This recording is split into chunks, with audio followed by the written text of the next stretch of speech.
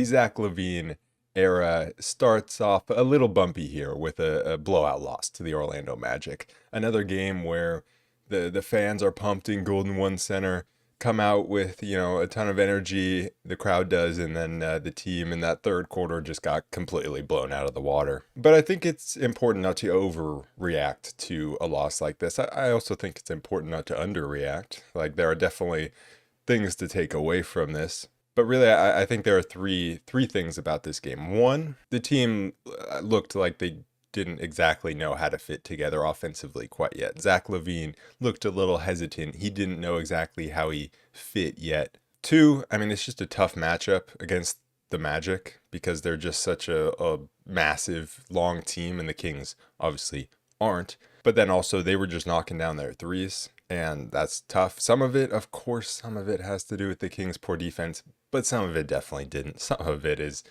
getting a little unlucky when Franz Wagner goes 5 for 6, when Wendell Carter goes 2 for 2, when Anthony Black hits a pull-up three. Some of that is definitely just unlucky. A team that's shooting 30% from three on the season, the next worst in the NBA is 33%. Like, they are a next-level bad shooting team, and they shot 51.6% from three. But then I think the third thing that you see from this game is the Kings still have the same problems from before. I mean, they didn't just magically go away. We all knew that. We know what the weakness for this Kings team is. We know we don't have the defensive wings and forwards, the physicality, the athleticism. We know we don't have that, and that goes hand in hand with this being a bad matchup against the Magic. And so, I love the addition of Zach LaVine. I think he's going to fit into the offense very well. I love the addition of Jonas Valanciunas. I think that's a good addition. But again, none of these things really matter if you don't address the main issue. Because Zach LaVine, he addresses the shooting issue.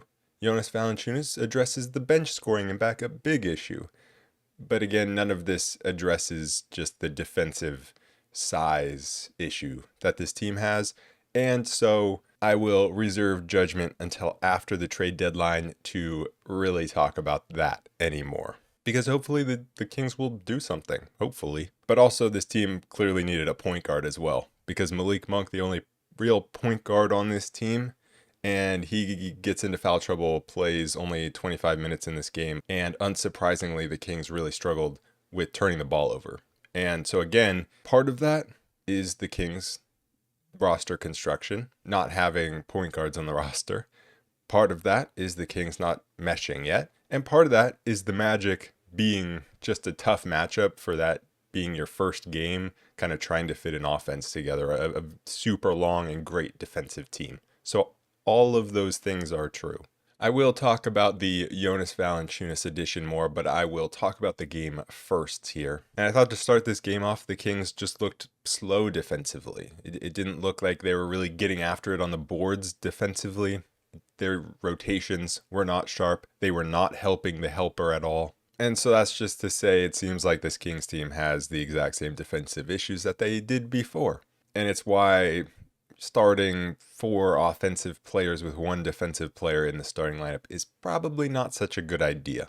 The Magic just killed the Kings in the paint from the jump. The physicality, the length inside, blowing by guys on the perimeter. Whenever the Kings would try to switch screens, they were just a little slow and the Magic just pounced. And the second they had any bit of an angle to get inside, that's when they used their physicality and their height to just go right over the defender. So any little bit of slow reaction from the Kings defense was getting punished immediately by the Magic. And the rotations weren't there, and the Magic were getting open corner threes. Offensively, the main thing that really saved the Kings offensively early in this game was Sabonis getting after it on the offensive boards. He had 6 of them. The Kings as a team had 14 offensive rebounds. That is one area where the Kings did win in this game, 37 rebounds to 35. But otherwise, offensively, like, Zach LaVine just looked a little hesitant. He didn't look like he knew exactly where he was supposed to be. He didn't look like he was comfortable playing off Sabonis yet. There is so much potential to that LaVine-Sabonis partnership, and we just didn't get to see it a whole lot in this game yet. But I will say, Malik Monk, he was subbed out first. He's kind of getting the Fox substitution now. And so that let Zach LaVine have the ball in his hands more. And so he started running that two-man game with Sabonis a little bit. And that led to some really nice things. LaVine was making some good passes, got to the rim one time, finished, took a nice turnaround with his back to the basket, hit that. So he started getting into a flow a little bit there. I think he had like the first 3 assists for the Kings in this game. The Kings just did not rack up many assists, especially early on. They finished with 23 on the game. They didn't have a lot of assists. They didn't have a lot of three-point attempts. A lot of their three-point attempts came in garbage time, so the numbers are a little bit skewed. But I think that just goes to the offense not quite clicking yet. And obviously, you have to give it up to the Magic's defense because, man, they are just a big team. Just a bunch of 6'7" guys out there, and the Kings got a bunch of 6'4" guys out there. I mean, that's the difference between how these two rosters are constructed. Even in garbage time, it's like we throw out Devin Carter, Colby Jones, Mason Jones. It's like all the same player. But the Kings kind of got it going a little bit. Monk came back into the game. He got a steal, threw up that oop to Keon. And that's how the Kings get their offense going a lot of the times, when they're able to get a stop, get out in transition, and then things just start flowing a lot better from there. And they started getting more stops, and even when the Magic scored, Monk just immediately pushing it, trying to get the pace up in this game. For some reason, the Kings loved attacking Jonathan Isaac on switches. I'm like, that's not a mismatch, but Zach LaVine did finish over him. But for some reason, the Kings just love doing this in general. And Malik Monk, I think, does it the most. But Malik loves getting switches against like Jonathan Isaac or Anthony Davis. These are not mismatches. Like, stop going at the other team's best defender. But LaVine made a really tough layup over Jonathan Isaac. On the other end, we had our own Isaac Jones, coming in, and he had a nice stop on Anthony Black at the rim, but that was about the only stop the Kings got on Anthony Black, because he got to the rim like 4 times. He came in and just immediately got to the rim 4 times and finished on 3 of them. And the only one was when Isaac Jones stopped him. It was nice to see Isaac Jones getting those minutes and making an impact, though. But Anthony Black was just coming around these screens and getting downhill far too easily. This is a guy who obviously has a lot of potential as a young player, but he's also a guy who just, you shouldn't be allowing to come down at you with that much ease. Trey Lyles came in, he hit a 3. Then the Kings, Monk threw a really bad turnover, turned into a Magic 3. But then LaVine pushed it up the court with like 3.4 seconds left, hit Keon. He hit a buzzer-beating 3 that kind of saved the quarter for the Kings, and they were only down 6. But allowing 37 points in a first quarter to the Orlando Magic is rough, and they scored 31 themselves.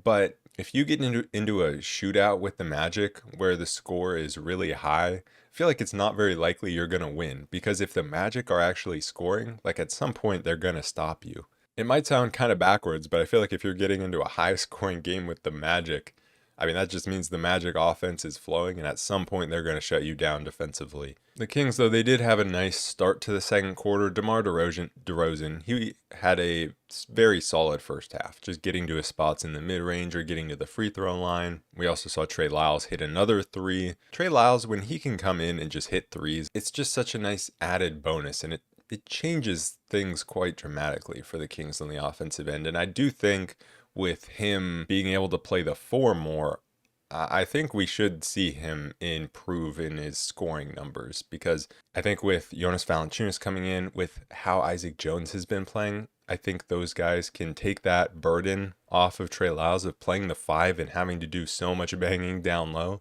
and he can contribute more offensively. Then we had Keon getting his classic strip in transition.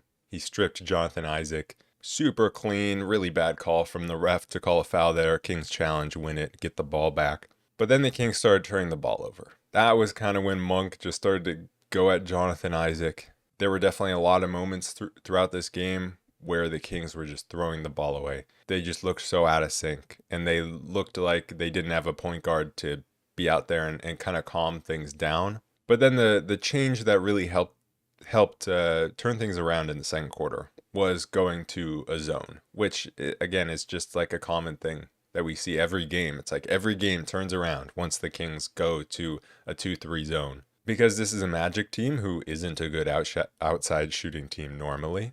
And so the Kings, like, they weren't worried about Jonathan Isaac in the corner. They weren't worried about closing out too hard on Paolo. And so taking the paint away worked really well. Like the first possession, they load up inside, and the Magic also come crashing down, like four guys going after an offensive rebound. But Sabonis comes out with the rebound, pushes the other way because so many of the Magic players committed to getting that offensive rebound. DeMar DeRozan gets an easy finish. Then things just kind of get janky, and Paolo gets the ball in the middle of this zone, and Devin Carter, really nice play, just comes from behind and snatches the ball.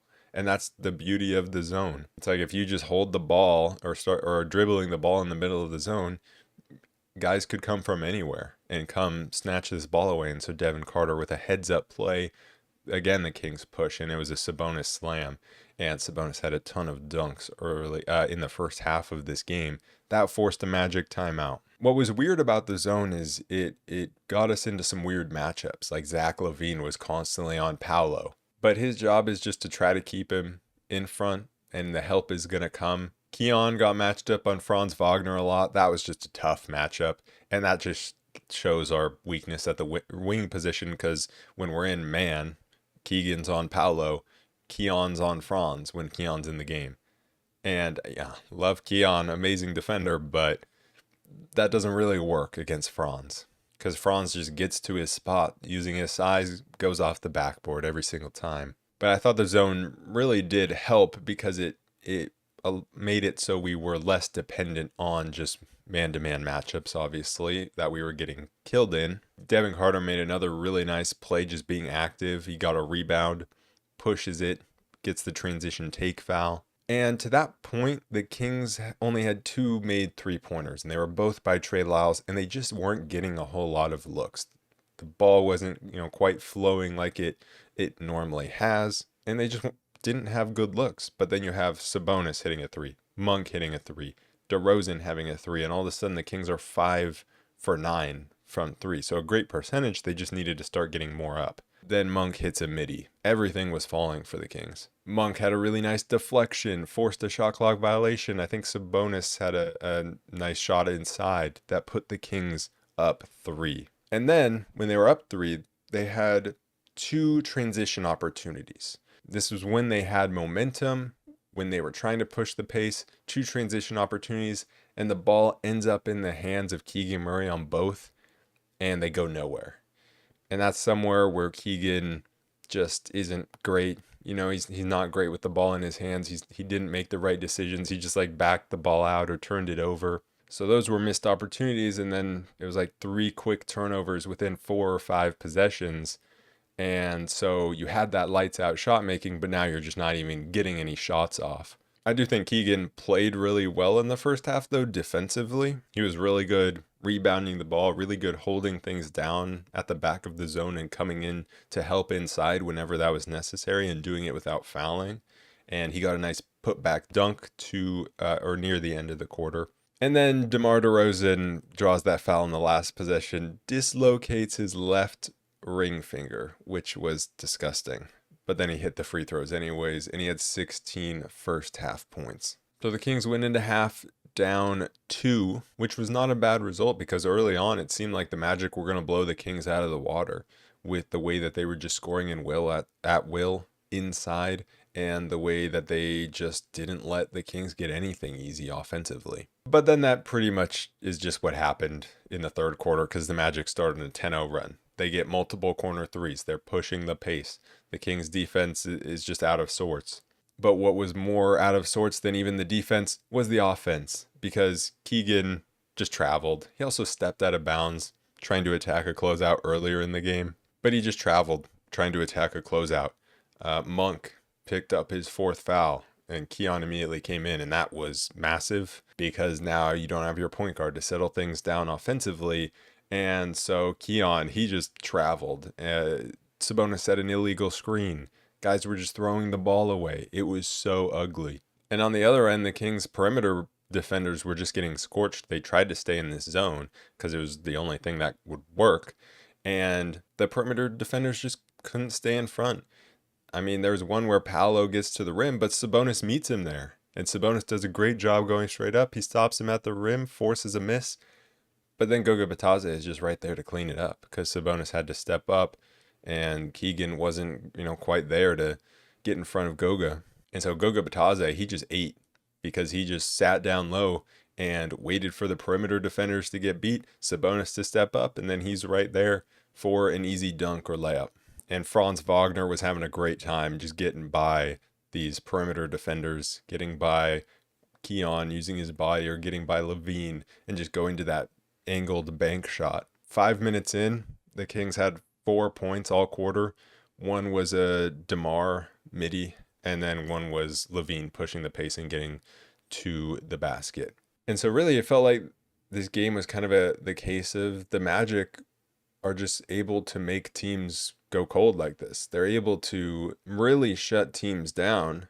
And so if you're not stopping them on the other end, then, that's just tough. It's a matchup nightmare, but you can't allow the Magic to score 130 points. You're never going to win. The Kings scoring 111 points against the Magic team is not that bad, it's fine. But it just felt like everything was a little off defensively. The Kings had this great defensive possession where Sabonis blitzes up top. He recovers. Keon's there to help out and delay. And then Goga Bitadze is stuck in the mid post with the ball with like 2 seconds left, or it was like a lot more time, but he just kind of sat there with no options. And Keon just kind of sat below the rim. And he just sat there. Goga had nowhere to go. He was just holding the ball.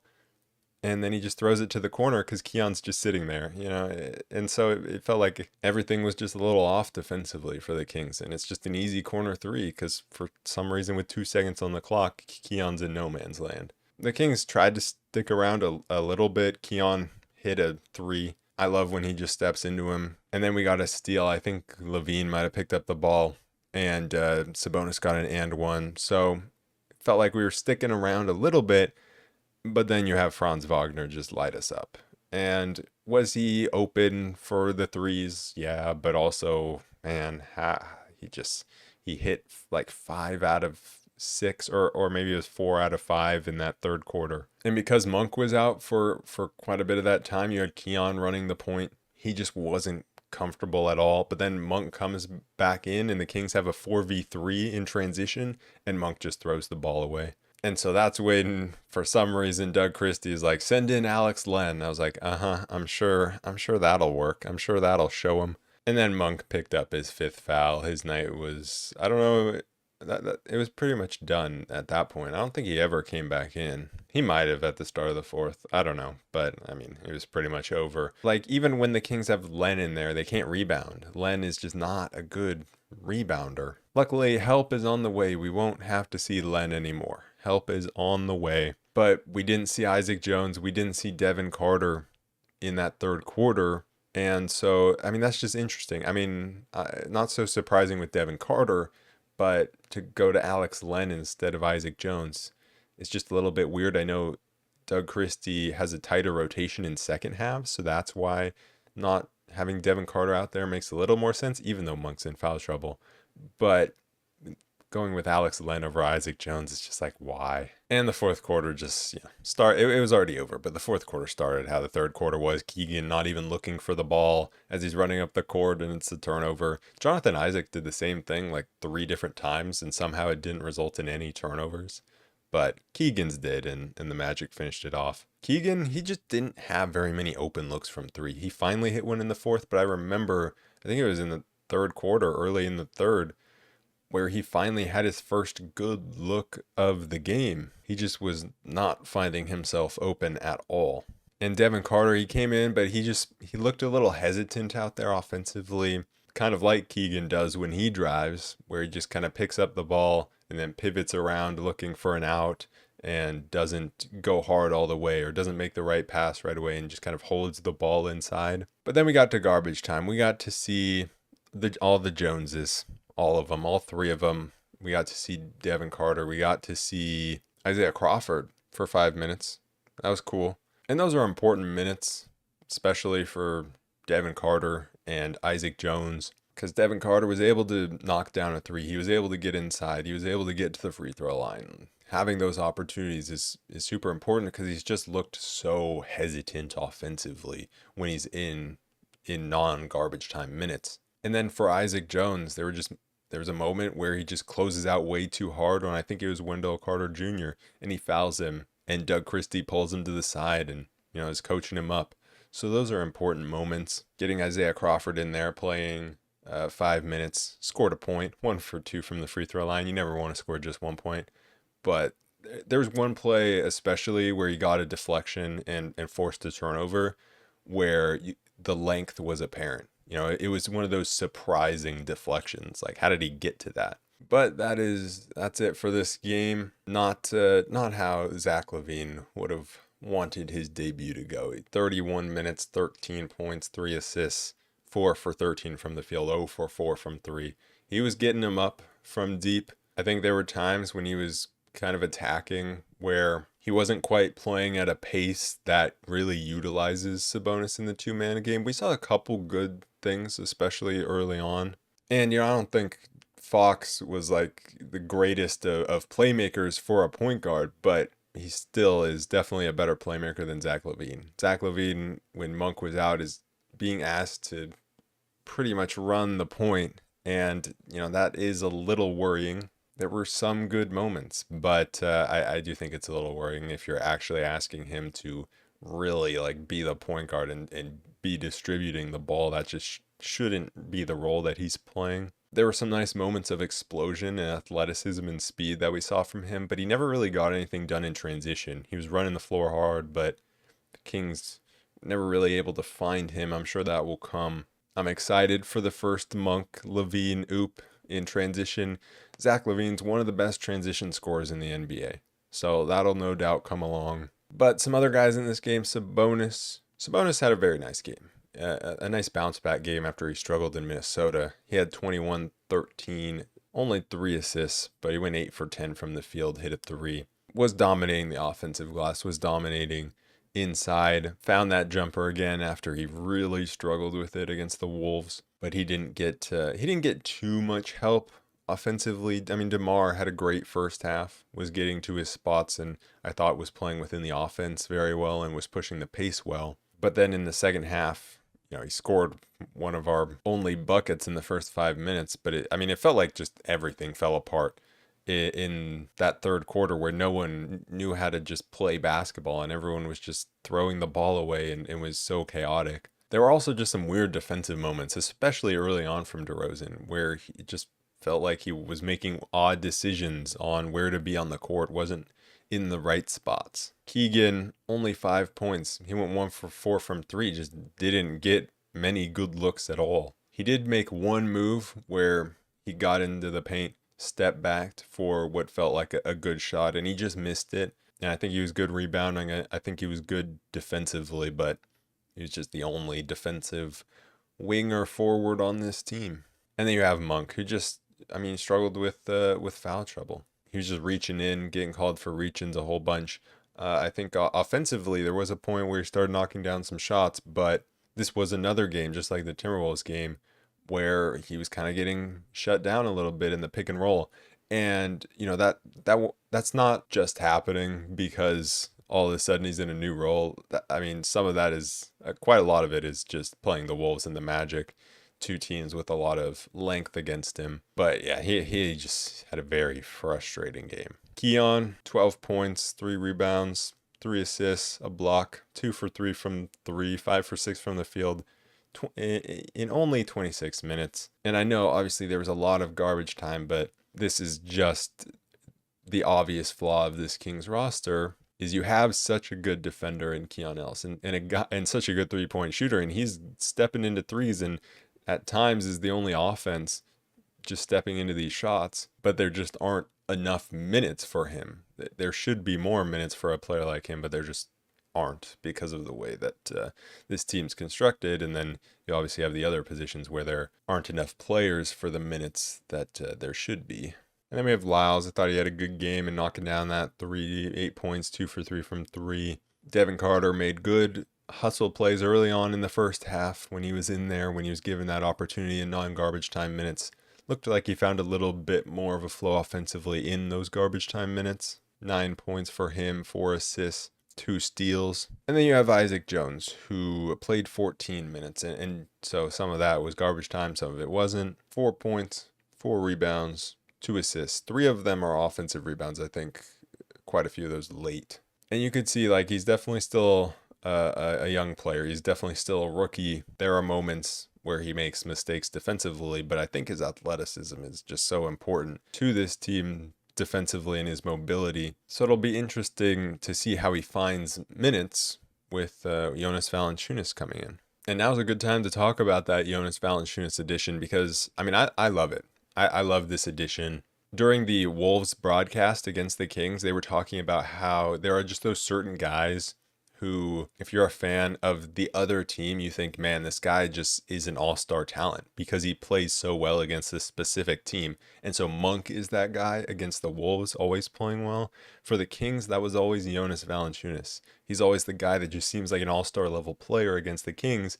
And so now we don't have to play against him anymore. So that's probably just as much of a benefit as actually having him on the roster. He was the one guy who could like actually just move Sabonis in the post and really score on him easily one-on-one. He just instantly becomes the best scorer off the bench easily. This Kings bench just has been so bad scoring the basketball. And when Sabonis goes off the court, it's definitely been better with Isaac Jones as the backup center. But Jonas Valanciunas, he's just a super reliable vet that's going to come in and provide offense and provide some stability in times where maybe Sabonis is getting into foul trouble, or maybe you just want to sit him a few more minutes, or just in those minutes when he isn't playing. What I don't want to see, I don't want to see them, Sabonis and Valanciunas, playing together at the same time. Like, don't need to see that. This is very much a backup big scenario. I think he comes in, I think he's a solid passer, a very good rebounder. Does he improve the defense?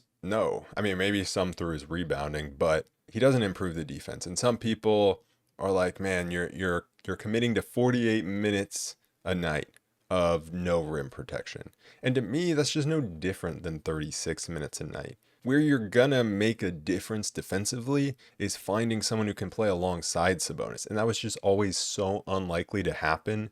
You're so unlikely to find that guy, especially for just a few second round picks at the trade deadline. Like, that just was never going to happen. Of course, I would love a backup five that could block shots and play alongside Sabonis and knock down a three and not clog up the lane offensively. Like, that would be great. That doesn't exist right now for the Kings. And so to get Valanciunas for Sidy Cissoko and 2 second-round picks, I think it's a really good pickup. I think the way that you're going to improve this defense is by getting guys that can play alongside Sabonis, because Sabonis is going to go out there and he's going to play 36 minutes a night.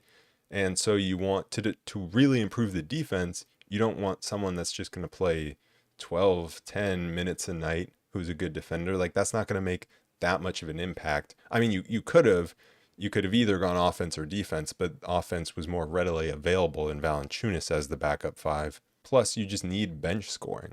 And so he addresses a need. It's not the biggest need, but it's a need. And so, yes, you still need to go out and you still need to improve the defense and you still need to make another move at the deadline. And some of the reports are saying that the Kings had 2 moves kind of lined up after the Fox trade. So obviously this is one of them.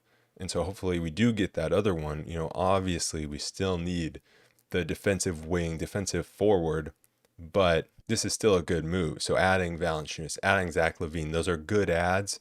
Those are ads that are going to make a positive impact. But they will only take you so far if you don't address the biggest need. And I think with Valanciunas, you're getting a reliable and proven veteran, because we've just tried in the past the non-veteran route and it hasn't gone well. I mean, like, even you're trading Sidy Cissoko, and that was a guy that some people saw potential in as an athletic wing. And if he hits, that would be great. But we've tried the KZ Okpala, we've tried the Kessler Edwards, we've tried, you know, all these types of guys. And I think you look at Sidy Cissoko getting traded to the Wizards and then immediately getting waived, and that should tell you something about how he's viewed around the NBA. He wasn't going to come in and just be that wing defender for the Kings. And so it seems like the Kings are now actually, I mean, this is one move for a position of need to go out and actually make improvements to the roster. And so you're finally making moves now that Fox is gone. It's like, this is what Fox wanted, but